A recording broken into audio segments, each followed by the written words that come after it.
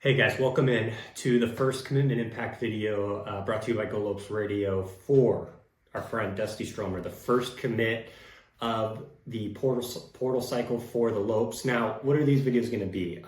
Let's start with the thread. So the thread that I have is going to be called commitment impact videos, and we're not going to be able to reply in those at all. I'm going to essentially just post the video with the name of the player. The goal of this is to essentially be a living, breathing library for these portal guys.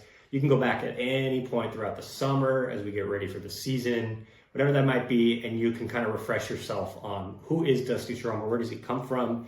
We're going to go over bios, a little bit of high school stuff, hopefully for each player, what they did in college, kind of now that they're with the Lopes, what's happened before, how did they get here, what's kind of been their basketball journey, and we're going to talk a little bit X's and O's, what they bring to the table.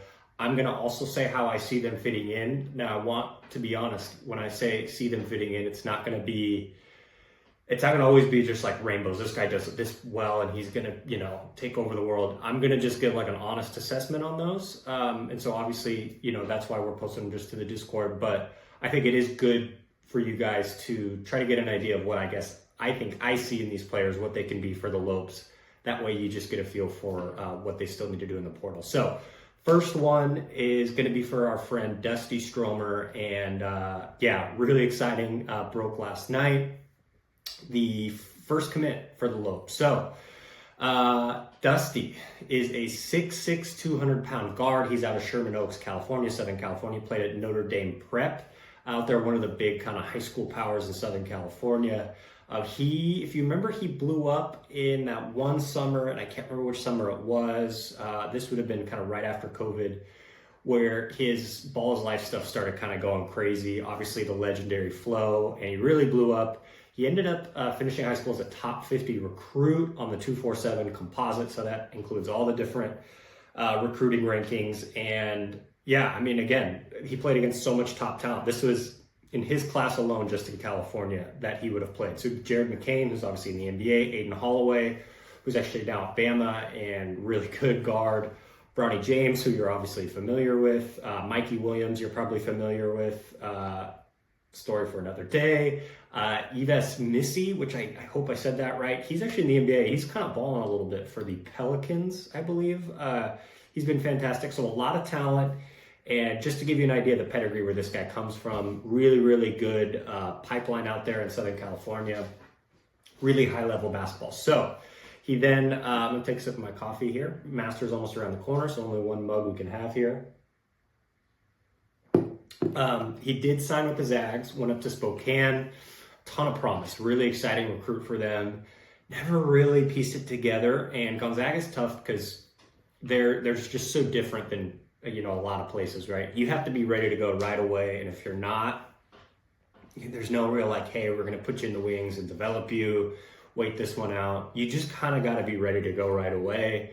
And unfortunately, it just never really worked for him there. He was never able really to break through. So he obviously leaves Gonzaga and averaging under 5 points a game in his 2 years there, around 20 minutes a game both season. Just didn't really work out for him. So one thing though, I do have a really good friend that lives up in the Spokane, Coeur d'Alene area, massive diehard Gonzaga fan, and very much, I guess you could say, in the mix, fan boards, message boards, knows a lot of, donors, super involved up there in Gonzaga, Spokane, Coeur d'Alene area. And I asked him to send over, just tell me about the Dusty situation. He said, always a guy fans were hyped to see come off the bench.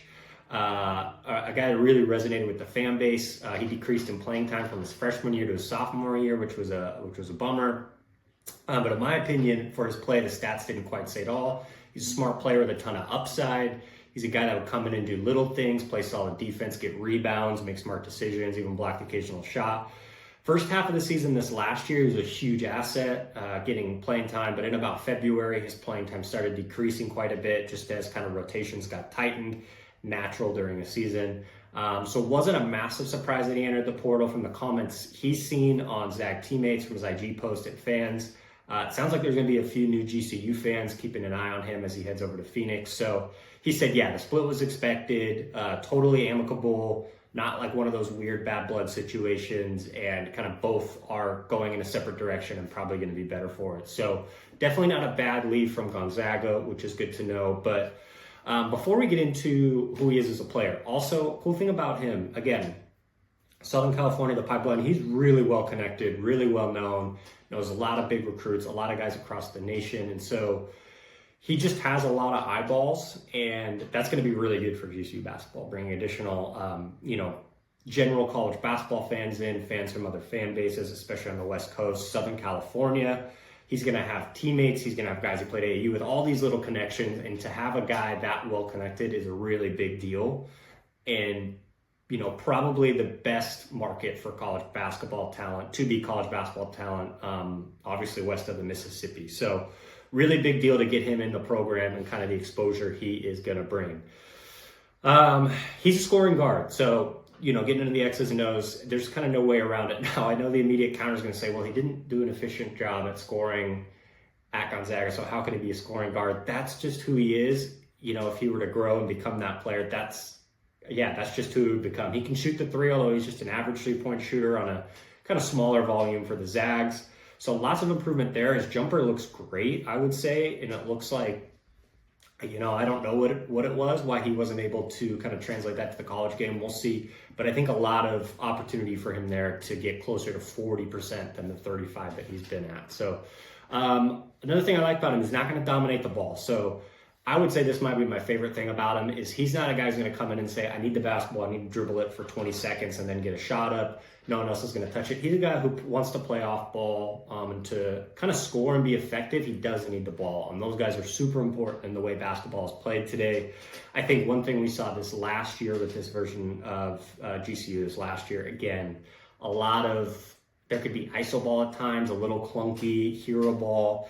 And I think, that was something fans, I think, got a little frustrated with at times. And I think Dusty comes in and is the exact opposite of a guy. He's going to cut back door. He can spot up. He's going to come off screens, ready to shoot and score. He's going to move the ball, kind of do the little things and not come in and say he needs to get up, 15 shots in a game, no matter what the situation is. He's going to read the game and kind of make the smart plays. So I think that's really exciting. Struggles. Obviously, it's just that he hadn't pieced it together in college. I think incredible pedigree coming out of school, a lot of hype, a lot of excitement, obviously was massive on the internet, but there's a case to be made. Maybe the bodies are too big, guys are too fast, and just the game's a lot different than high school basketball. And to be successful in college basketball, it's a totally different beast. And that happens with plenty of high school guys, top 50 recruits, you never see them, but obviously they just kind of go into the middle of nowhere, right, and don't do well. So, that's kind of the case for, I guess, the pessimistic side of Dusty. When it comes to how I assess this and his fit, guys, I hate to be, again, I'm not going to be blindly optimistic here. I think this is a massive pickup. I think this is a guy who could start for the Lopes next year at that two guard, whatever it might be. And I think he can be a starter in the Mountain West right away. Again, I think a refresh, a new start for him, a place where he can kind of reestablish himself. He doesn't have to, fight for playing time with Gonzaga, bringing in some of the top transfers in the portal. He's got to fight with those guys.